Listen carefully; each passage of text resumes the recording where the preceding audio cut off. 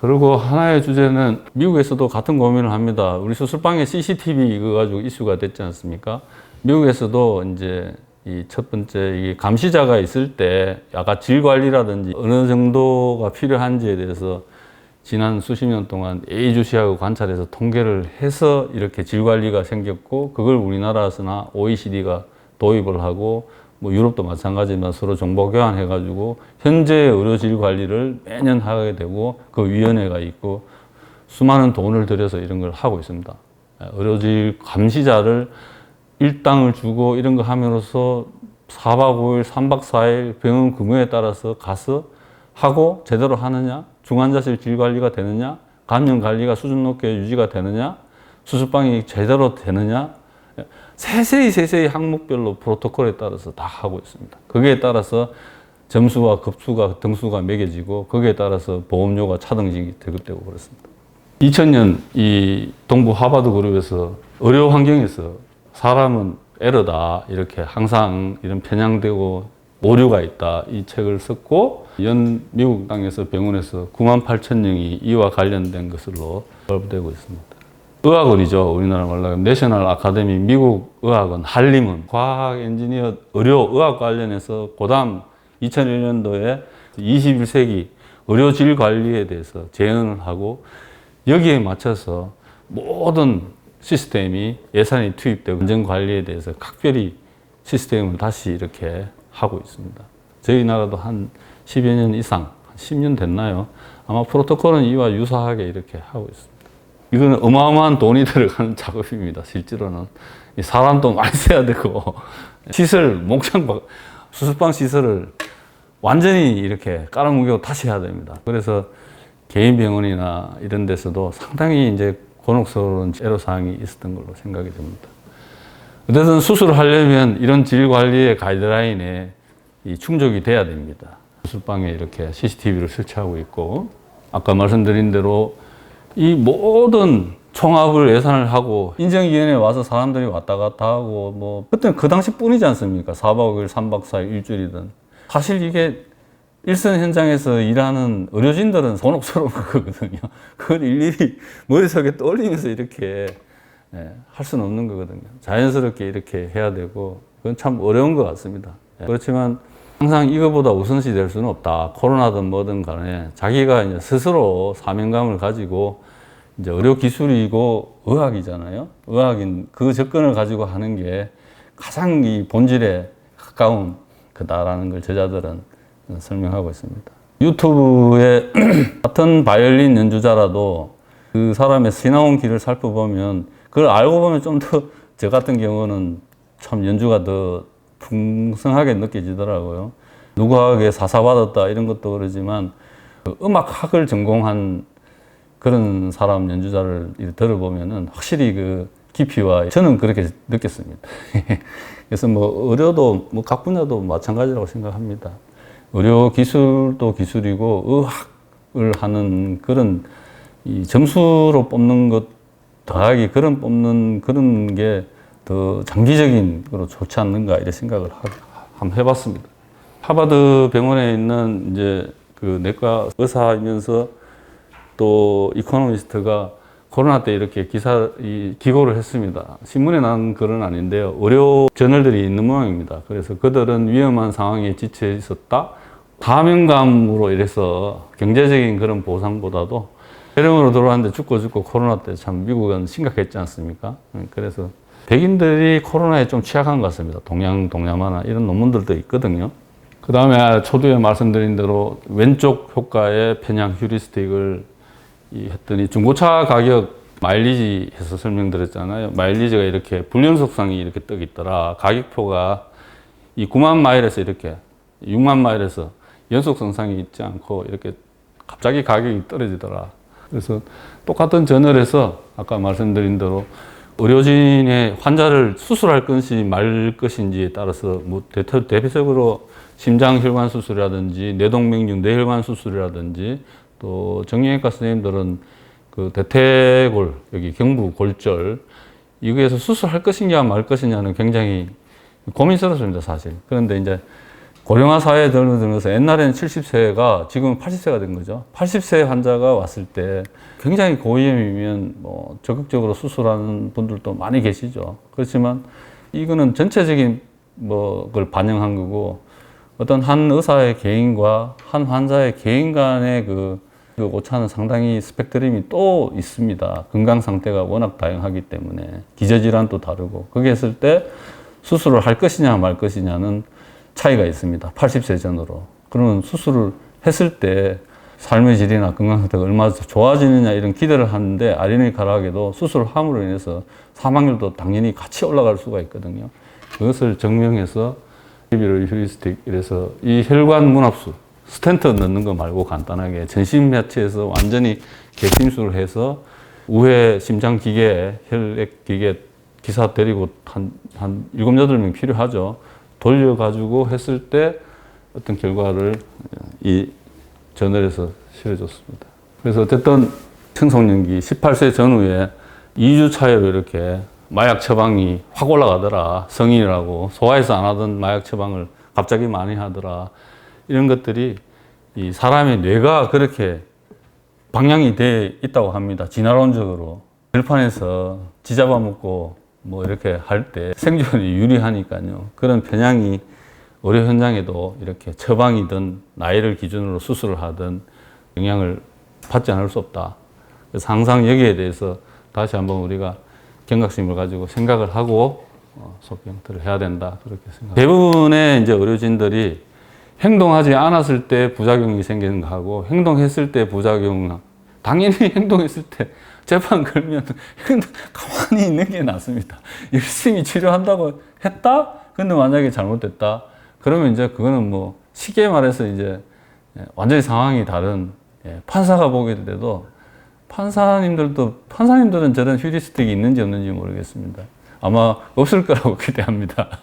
그래서 호흡곤란 환자가 응급실에 왔어요. 그래서 원인은 뭐 심부전, 심장이 잘못돼서 그럴 수도 있고 폐가 잘못돼서 그럴 수도 있고 폐가 어떻게 잘못되느냐 뭐 아스마나 그런 게 아닌 상태에서 만성 뭐 폐부전 그런 환자가 아닌다면은 뭐 심실세동 심장에서 피떡이 날아가서 폐동맥을 갑자기 막는 경우도 꽤 많이 있습니다. 그랬을 때 의사들이 처음에 이제 호흡 곤란이 왔어요. 이래저래 검사를 막 하고 이렇게 하고 뭐 이런 응급처치를 하고 혈압이 떨어지고 하는 상태에서 이렇게 했는데 PET-CT를 누군가가 딱 찍었어요. 그래서 야 이거 뭐 CT상에 방사 선생님도 못 보던 자기가 폐동맥의 혈전을 찾았어요. 아 이게 원인이다. 그래서 긴급하게 이제 약을 뜨고 그렇게 한번 진단을 해가지고 치료에 성공적으로 했지 않습니까? 그러면 다음에 호흡 부전 환자가 왔을 때, 숨 헐떡거리고 왔을 때 자동적으로 그걸로 눈이 갑니다. 그럼 그게 CT를 찍는 게 다른 긴급성이 있는데 다 맞다 손 치더라도 뭐 하게 돼 있습니다.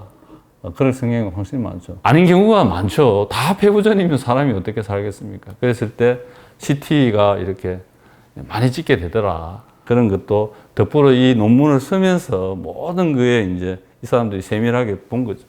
산부인과 사이언스 논문에 실린 논문들인데 이 싱이라는 사람이 분만실에서 의사가 남자 산부인과일 수도 있고 여자 산부인과일 수도 있는데 한 사람이 계속 성공해서 정상분만 했으면 계속 정상분만 시키는 거죠. 근데 정상분만 하다가 실패 확률이 합병증이 생겨서 뭐가 생겼다, 한 가지 생겼다, 두 가지 생겼다, 세 가지 생겼다 하면은 다음에는 자동으로 제왕절개로 그냥 높아가는 확률이 더 많더라 이겁니다. 그 반대도 성립될 수 있겠죠. 그 퍼센테이지를 각 병원에 여러 군데를 다 통합해가지고 프로토콜, 논문 가이드라인에서는 학회에서는 이럴 때는 이렇게 하는 게 좋겠다, 이렇게는 저렇게 하는 게 좋겠다, 80세에 어떻게 하는 게 좋겠다 다 돼 있는데 우리가 자기의 경험 측에 의해서 내재적 경험론적 자기 경험에 의해서 이런 시술이나 이런 게 영향을 받더라라는 겁니다. 그렇지만 기계가 아니지 않습니까? 저희는 어떤 사람은 정상부만 하고 어떤 사람은 전신마취해서 제왕절개를 하는 것은 완전히 다른 차원의 일이기 때문에 거기서 생기는 합병증도 완전히 다르고 절대적으로 완벽한 것은 없기 때문에 그런 거의 총합에 의해서 항상 이렇게 세밀하게 이렇게 접근할 수밖에 없고 그거에 대해서 상호 신뢰라든지 충분히 교감이 있어야 된다. 예. 어느 분야든 다 평생 전문의를 따고 나서도 학교에서 계속 미국 땅에서 더 철저히 합니다, 이것을. 그래서 면허증을 항상 관리하고 평생의학 교육을 하고 저희 나라도 똑같이 합니다. 9장, 10장이 마지막이거든요. 마지막 9장은 나에게 제목이 최고의 의사는 어떤 의사일까? 이건 뭐 답이 없죠. 대한민국에서 폐를 제일 수술 잘하는 사람, 제일 잘 보는 사람을 찾습니다. 예. 저희 나라는 고밀도 나라고 교통이 워낙 발달해 있기 때문에 전국 예외가 없습니다.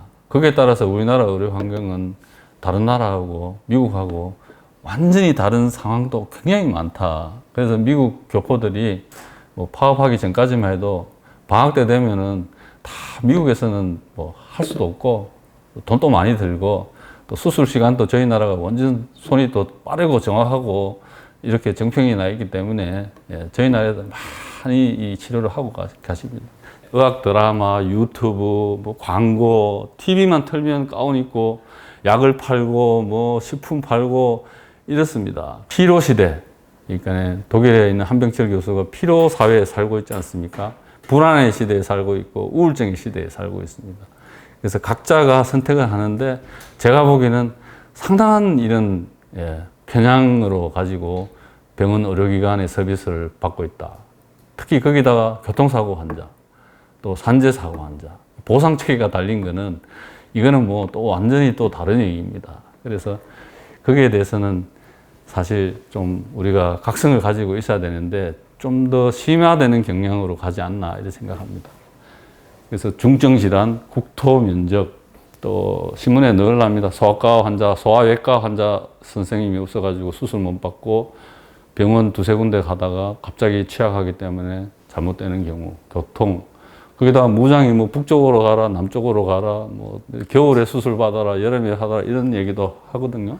경제적인 거. 그래서 나에게 최고의 의사는 뭐 각자 알아서 하시는데 제가 봤을 때는 되게 이제 접근성도 워낙 좋기 때문에 뭐 전문가 이야기 몇몇 분 참고하시면 충분히 가능하리라고 생각합니다.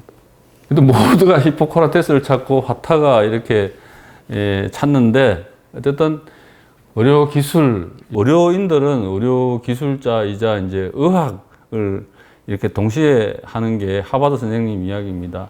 GPA 학점으로 뽑는 게 아니라 의학을 잘할 수 있는 그런 친구고 외과 선생님들하고 내과 선생님들하고 또 완전 다른 세계에 살기 때문에 예를 들면 저희 선생님이 학교 때 뭐 외과 의사들은 사자 같은 심장과 뭐 독수리 같은 눈 그리고 뭐 섬세한 부드러운 손 이런 걸 강조를 하셨습니다. 그거 아마 외과 의사 어떤 교과서에 있었겠죠.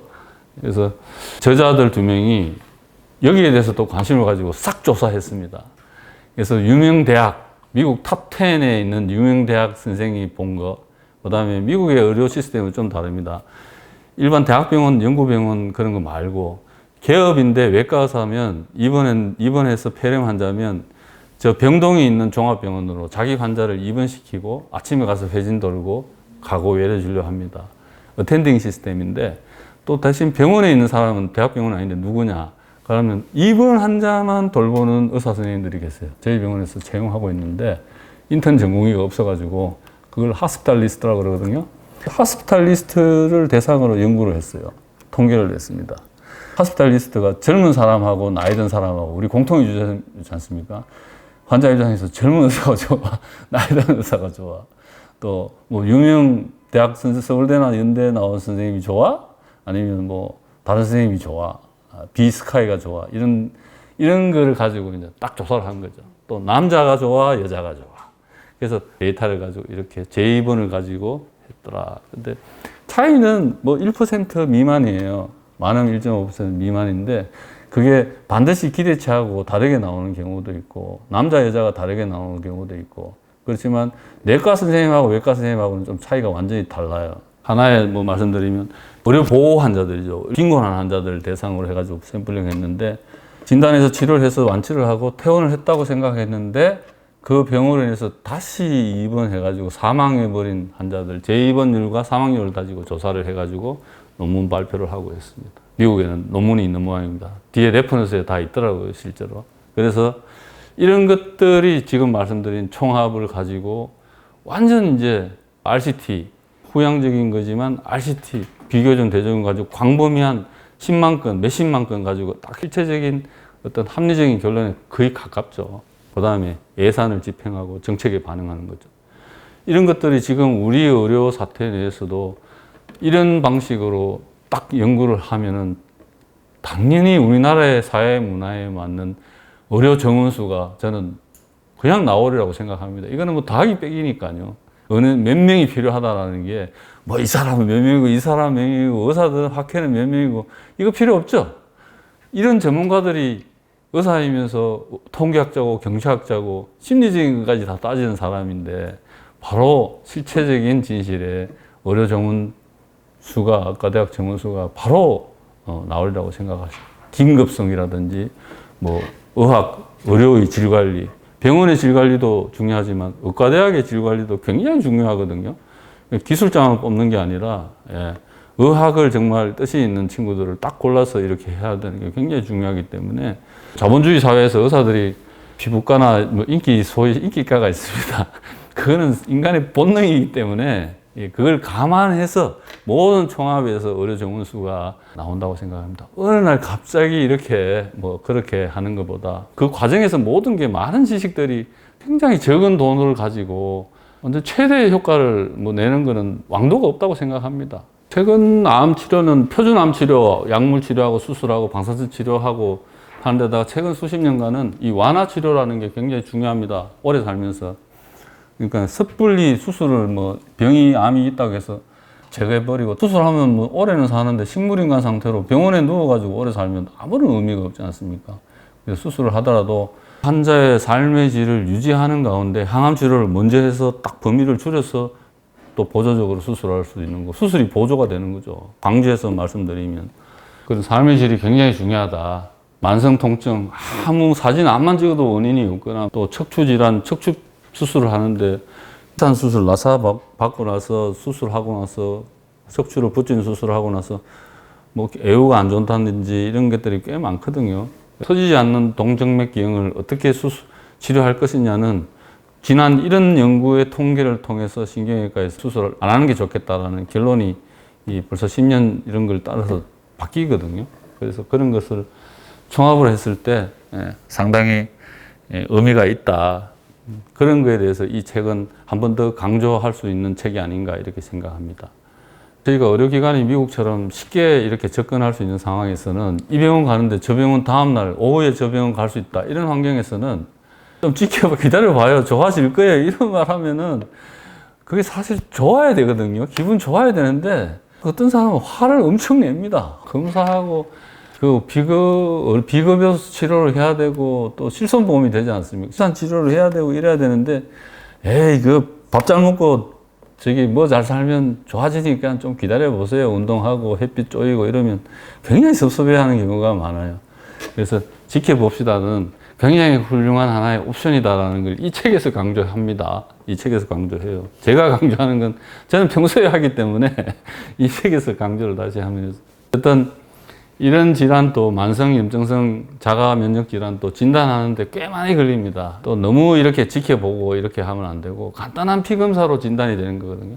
간단한 그 사진 한 장으로 MRI도 뭐 물론 필요하지만 너무 몇 년씩 이렇게 평균적으로 여기 아프고 저기 아프고 하는데 이 병원 가고 저 병원 해도 뭐 계속 진통제약 먹고 낫지 않단 말이에요. 이런 경우는 좀 더 깊게 환자를 봐야 되지 않나. 마지막 장은 의사의 정치적인 성향에 따라서 환자의 어떤 오류나 편향된 어떤 적용이 있느냐 없느냐를 살펴봤습니다.